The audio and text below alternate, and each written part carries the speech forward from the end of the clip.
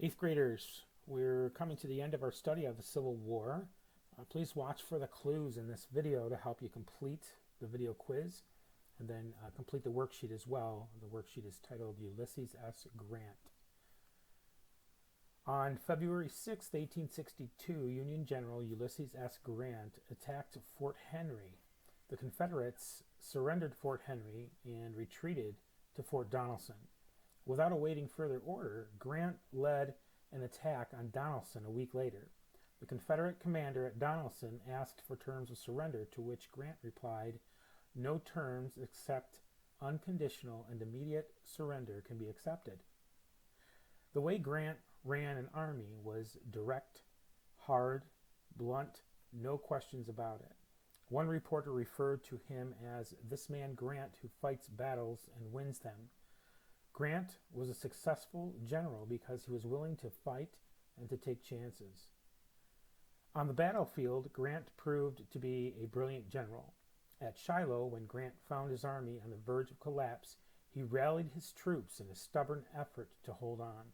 He came under heavy fire and was nearly hit 3 times, but through it all remained unperturbed. He remained calm, highly focused, and cool under fire. By May 18, 1863, Grant's army at Vicksburg had driven the Confederates into their fortifications.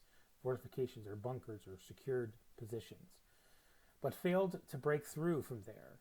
Grant's army began to lay siege to Vicksburg, cutting off all communication and food supplies, starving them out. On July 4, 1863, after 47 days of siege, starving, and without hope of reinforcements, Vicksburg's 30,000 Confederate defenders surrendered. General Ulysses S. Grant had defeated Confederate troops at the siege of Vicksburg. Sherman's total war. The man who would lead the charge from Chattanooga to Atlanta, William Sherman, pushed through the deep South to Atlanta and the Atlantic coast. Sherman calls it total war, a war not only against enemy troops, but against everything that supports the enemy. His troops tore up rail lines, destroyed crops, and burned and looted towns. But his success helped Lincoln win re-election. He then set out on a march to the sea. Many cities in the South would be burnt. Once freed, many slaves joined General Sherman's army. Plantation owners in the Deep South grew tired of war. In June of 1864, Grant's armies arrived at Petersburg, near the Confederate capital of Richmond.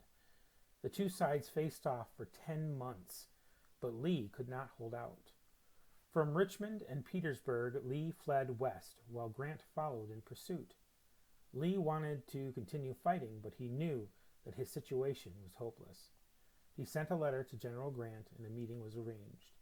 As Lee prepared to meet Grant, he told his staff, "I'd rather die 1,000 deaths than do this, but it is our duty to live."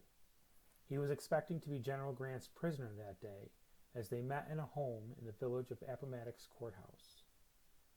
In Robert E. Lee, you have a man who's wedded to the past, to devotion, honor, chivalry, and tradition. In Grant, you have a man who, in many ways, is wedded to the future. At the outset of the war, Lincoln offered command of the United States Army to Lee, but as much as he loved the United States, Lee found it impossible to remain in an army that might march against his home state of Virginia.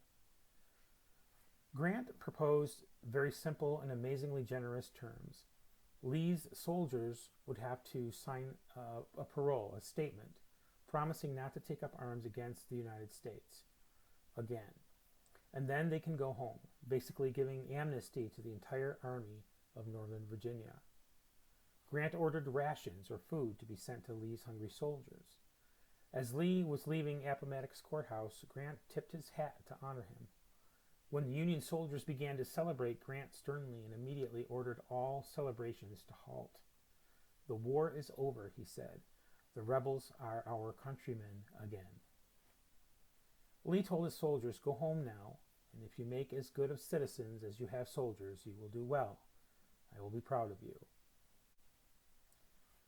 The Civil War was the deadliest war in American history.